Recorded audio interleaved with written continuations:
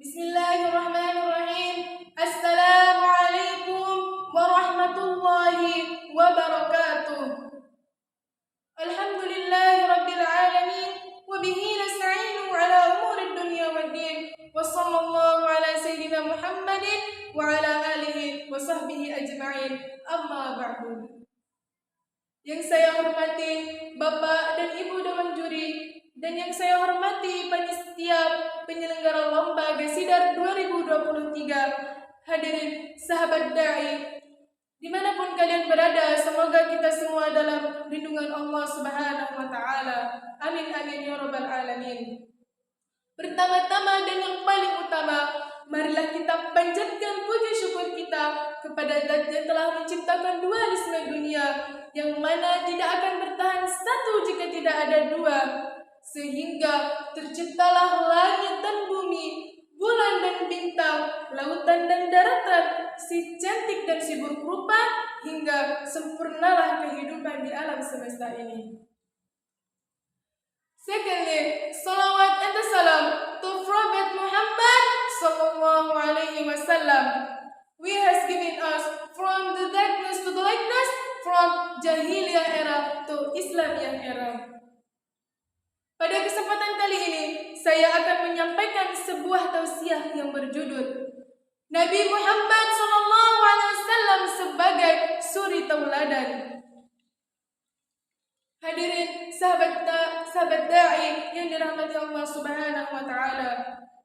Allah Subhanahu wa Ta'ala berfirman dalam surah Al-Ahzab ayat 21 yang berbunyi, A'udzu billahi minasy syaithanir rajim.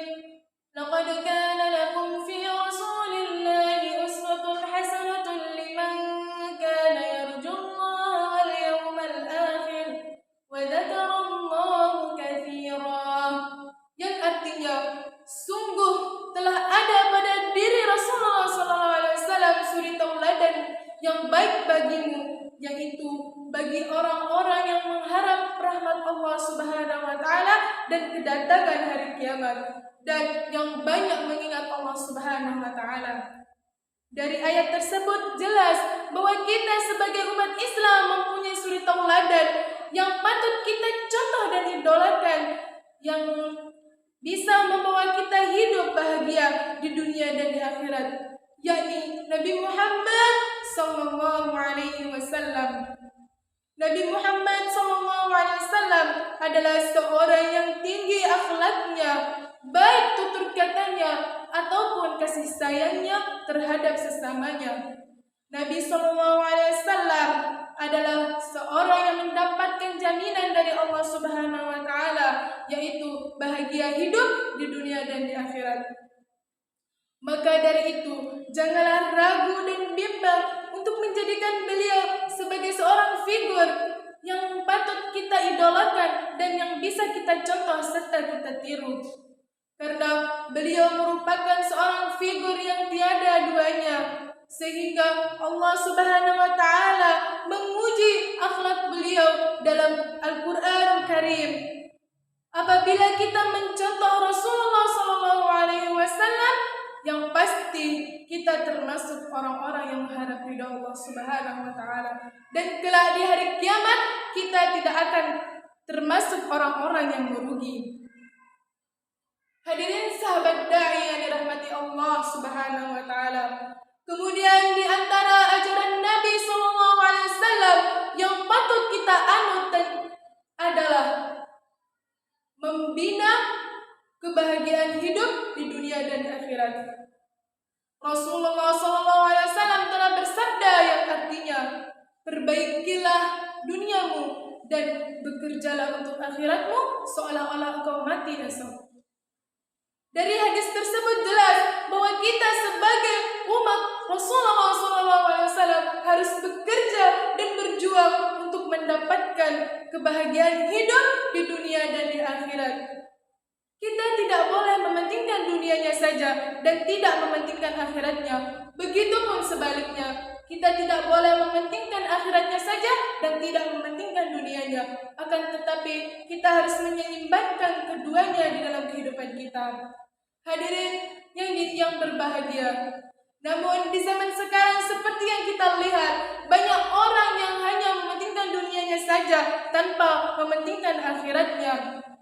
Bahkan mereka telah lupa kepada pegangan mereka, yakni agama Islam yang dibawa oleh Rasulullah SAW. Selain itu, banyak yang mengaku cinta kepada agama Islam, cinta kepada Allah dan Rasulnya, akan tetapi jarang sekali mereka menjadikan Rasulullah SAW sebagai contoh ataupun suri tauladan untuk dirinya. Hadirin sahabatku yang dirahmati Allah Subhanahu wa Ta'ala. Maka dari itu, marilah mulai sekarang kita sadar dan kembali berpegang teguh kepada agama Islam yang dibawa oleh Rasulullah SAW dan menjadikan beliau sebagai suri tauladan dalam kehidupan kita sehari-hari, agar kita tidak termasuk orang-orang yang sengsara di dunia dan di akhirat. Selain itu, marilah kita tingkatkan keimanan dan ketakwaan kita kepada Allah Subhanahu wa Ta'ala, serta mengikuti ajaran Rasulullah SAW dengan rasa tulus dan ikhlas, semata-mata hanya mengharap ridha Allah Subhanahu wa Ta'ala. Semoga Allah dapat mencintai kita dan mengampuni segala dosa-dosa kita, dan semoga kita termasuk umat Rasulullah SAW, orang yang bahagia hidup di dunia dan di akhirat. Mungkin hanya ini yang dapat saya sampaikan. Kurang dan lebihnya saya mohon maaf. Anak pesantren hafal Al-Quran, anak gaul sedang jalan-jalan. Maafkanlah saya jika ada kesalahan, karena saya juga masih dalam pembelajaran. Burung cendrian dan burung cendrawasih, cukup sekian dan terima kasih. Fusikum bitaqwallah. Wassalamualaikum warahmatullahi